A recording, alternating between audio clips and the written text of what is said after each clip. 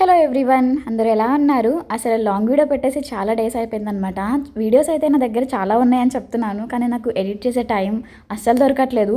Shift చేసి వచ్చేసరికి అసలు ఓపిక అంతా అయిపోతుంది. వీడియోస్ తీయడం అయితే తీస్తున్నాను, కానీ అసలు వీడియో ఎడిట్ చేయడం ఒక ఎత్తు అయితే దానికి థంబ్నెయిల్ సెట్ చేయడం అయితే ఇంకా చాలా కష్టం అనమాట. నానా అవస్థలు పడతాను నేనైతే.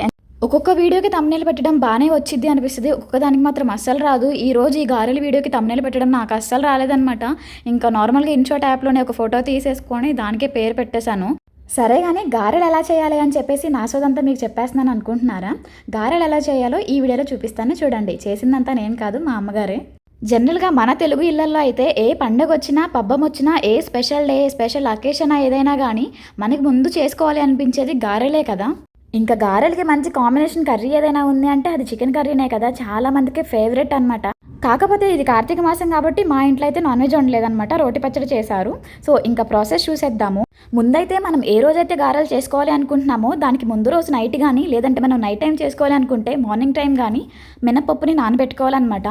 మనం జనరల్గా ఎక్కడ చూసినా ఇప్పుడు అందరూ కూడా పొట్టులేని మినపప్పుని యూజ్ చేస్తున్నారు, అదైతే చాలా తక్కువ టైంలో నానిపోతుంది. కానీ మా ఇంట్లో మాత్రం నాకు తెలిసి ఇప్పటి వరకు ఇడ్లీకి కానీ, దోశకి కానీ, గారెలకు కానీ ఒక్కసారి కూడా పొట్టులేని మినపప్పు అయితే అస్సలు యూజ్ చేయలేదన్నమాట. ఎప్పుడూ పొట్టున్నదే యూజ్ చేస్తాము, అండ్ అది కడిగే బాధ్యత అయితే నాదే అనమాట.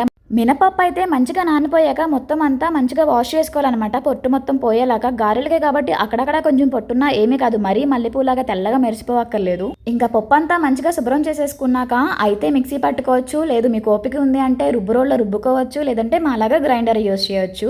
కాకపోతే మిక్సీలో వేస్తే అంత బాగా వస్తాయో రాదో నాకైతే తెలియదు. ఇడ్లీ దోశ వరకు మిక్సీ ఓకే, కానీ గారెలకు మాత్రం మిక్సీలో వేయాలి అంటే కొంచెం ఎక్స్పర్ట్ అయి ఉండాలేమో అని అనుకుంటున్నాను. మేమైతే ఎప్పుడు ట్రై చేయలేదన్నమాట.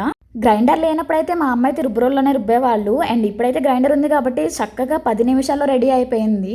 ఇంకా మనం నానబెట్టుకున్న పప్పుని బట్టి ఒక విడతగా ఒకేసారి పప్పు మొత్తం వేసుకోవాలా, లేదు 2-3 విడతలుగా వేసుకోవాలనేది మనం చూసుకోవాలి. అంటే మనం చూస్తేనే అర్థమవుతుంది.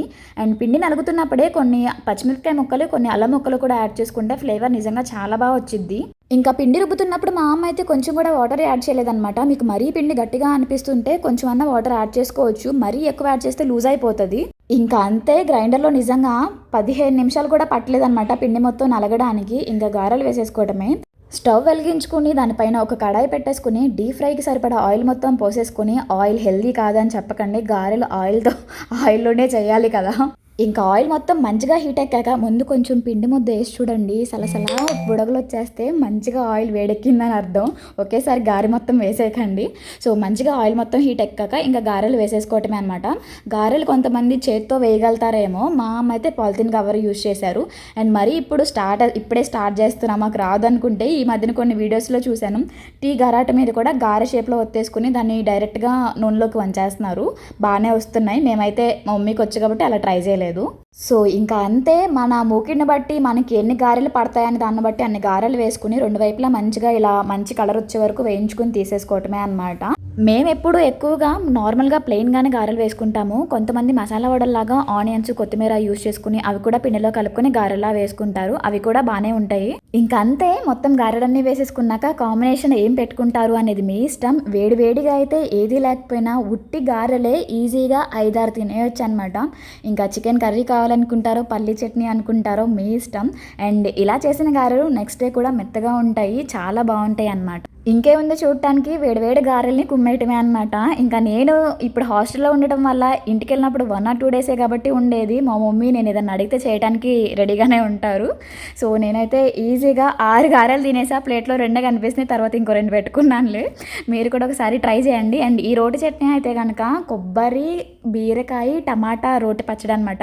అండ్ బీరకాయలు అయితే మా చెట్టు బీరకాయలే అనమాట, బట్ అదైతే నేను వీడియో తీయలేదు.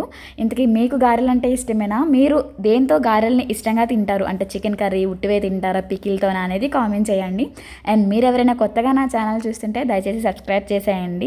ఈ గారెల పిండితోనే పాకం గారెలు అని చేస్తారు. మీకు ఎవరైనా గోదావరి జిల్లా వాళ్ళు అయితే ఐడియా ఉండిద్ది కదా, అదొక వీడియో అప్లోడ్ చేస్తాను, కామెడీగా ఉండిద్ది, చూసేయండి.